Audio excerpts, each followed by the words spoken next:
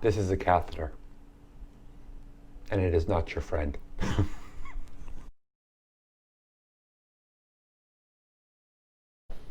Tip number 6.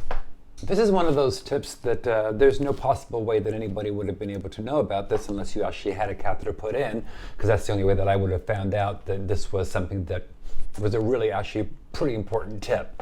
So once the catheter is in, they have to attach a securement to your leg, which looks like this. Like this. See that? Right. Okay, so this actually holds the catheter in place and it pivots, right? And it's got adhesive on the back. It peels up and it sticks to your leg, and then the rest of it goes inside of your body, and then there's a bag attached here like this. This is a really bad demonstration. I'll give you a better demonstration later on. Or actually, there's way better demonstrations or YouTube videos or instructions on how this all works. But I'll do one later on, but you get an idea. Anyways, we're at this point now where they've got to attach this to this. See, this fits in here like that, and then it pivots on your leg so that it moves when you move. Okay, so point of tip number 6 is you need to tell them what side you wear your penis on. Do you wear yourself on the left, or do you wear yourself on the right? Now, I know this sounds crazy, but we all do. That's just the anatomy. That's how we're made, you know. Nothing is, it's very few people that are going to be completely centered. It's either left or right. It's important to let them know which side you wear yourself on so that they can put the adhesive leg securement on the proper leg. Because, like what happened to me after I had a catheter in for several weeks, is that they switched legs for, I guess, hygiene reasons. I don't know. Who knows? Give your leg a break. I don't know. Right? They put the securement on my right leg so that I could have the urine bag on this leg instead of my left. And what happened was it kind of twisted my stuff around, or my stuff was not used to being on that side. Wow, this is so bizarre. But anyways, I know it's a fucked up conversation. You know what it's like? It's like, okay, if you go and you get a pair of pants made, you know, maybe it's a special occasion and you're getting a pair of pants made, it's a question that tailors ask of men. What side do you wear yourself?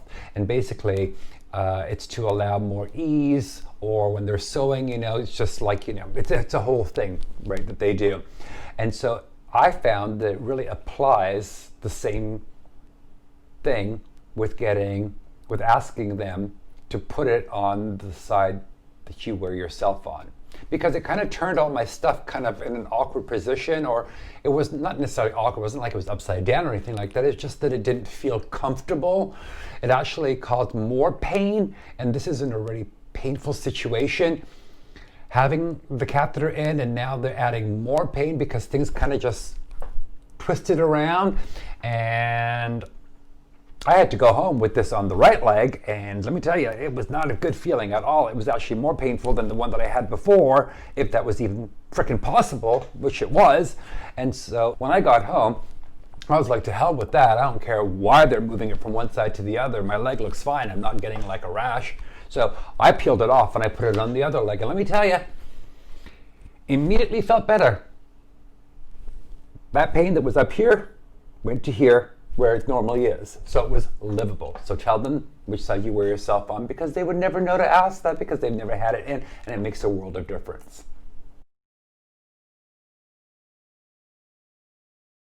I think that one of the things that is really kind of important as well is to shave your leg, your thigh, where they're going to attach the adhesive for the securement for the bag.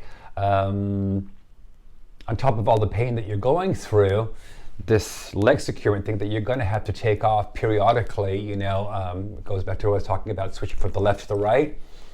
I just kept mine on the left the entire time. But I wish that I'd shaved my thigh prior, because on top of all the pain that I already had in my junk, right, now it felt like I was getting my leg waxed because I had to peel this thing off my leg. And that actually hurt like hell. I mean, I don't know how women can do it.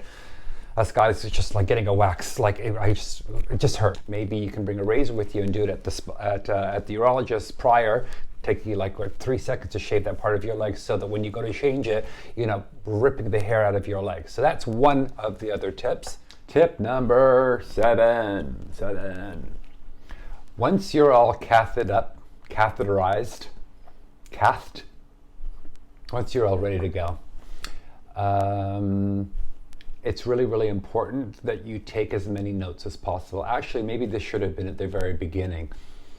I think that it's important that when you're going through a situation like this, because it's very traumatizing and embarrassing and painful, it's easy to forget a lot of the information that they're telling you at the time. I know I certainly did, that's for sure. I had to call back quite a few times, what was like this and what was that and what is this, and they had explained quite a few of these things, especially when it came to the hygiene aspect of the catheter, that just right over my head, because I was all like, oh, my life is over.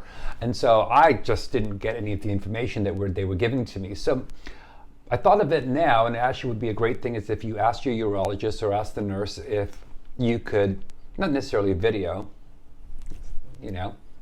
right, but maybe you could voice record all of the information that they are giving to you, to make it easier for you to listen back later on and maybe take the notes, and write them down. I think that you're better equipped at that point to absorb the information that you're getting. It's like I was saying before, there's a lot going on and you can only take on so much, or at least that's what happened to me. There's too much to remember, and it's critical that you remember what it is that they're telling you, because it's part of the health and the good workings of the catheter. You've got to know what's happening. So if you can, ask your urologist, ask the nurse if you can voice record, right, everything all the way through what you should be, what you need to know. That's really important. And take notes, take a lot of notes. So key thing, notes. This is tip number 8. Do not leave without your supplies. The nurse or the urologist should give you your supplies, right? However, if they forget, you need to ask, right, for them to make sure that they give you all of the stuff that is necessary to last you until you see them the next time. For instance, this is the day bag. This is the one while you're awake that gets filled up, and you can empty it during the day while you're awake. This will not get you through the night. It will interrupt your sleep because the bag can only hold so much urine. I made the mistake of one time leaving without getting the night bag. And the night bag is going to allow you to get a full night's sleep without waking up. And it looks something, well, like out of a freaking science project. But it's absolutely 100% necessary to having a catheter, look at this thing, for any period of time. Yeah, so this is a whole piece of work right here. This is a feat of engineering, science.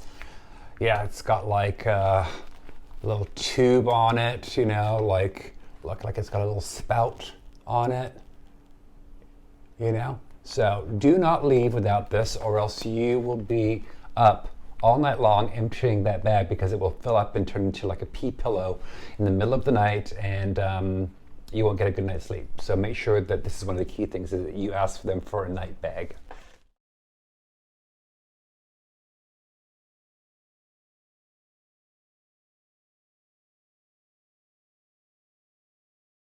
Would be tip 8A. You can't live on them, but it's certainly going to help, is if you get some prescription pain medication. I think that for myself, it was really important to get something that was not over the counter, something that was much, much stronger to get me through the first few days of having the catheter in, and then kind of bringing it down a little bit so that it was tolerable. The first few days are incredibly and excruciatingly painful and uncomfortable, and it's going going to take you a couple of days to not necessarily get used to it, because you never really get used to it because it's a constant reminder, because it's pulling and tugging, what have you. But the pain goes down. Again, I'll use this thing, from here to about here. And so anything that can help you bring the pain down, ask your doctor to give you something for, at least, a few days worth that can help you sleep and get used to the routine of having a catheter in you for an extended period of time. Really super important. Tip number 10. I don't know if this is a tip or if this is something that you should expect, but it's going to feel extremely, extremely strange. And it's going to feel like everybody knows what's going on. And it's not the case.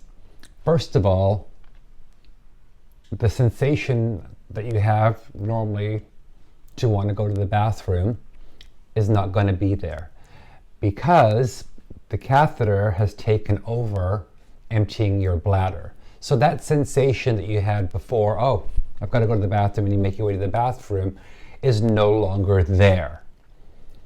The only way that you're going to know that you went to the bathroom is because the bag will fill up and you will have a warmer sensation on your leg where the bag is attached. So they never told me that at the urologist office, that I would not have the sensation of going. I would just go, which is actually kind of creepy and kind of weird, but it's part and parcel of wearing and having to wear a catheter. So know that for sure, that you're not going to have that sensation of going to the bathroom. Also, it's going to be very strange to walk and maneuver yourself, because you've got this entire thing moving in and out of your body.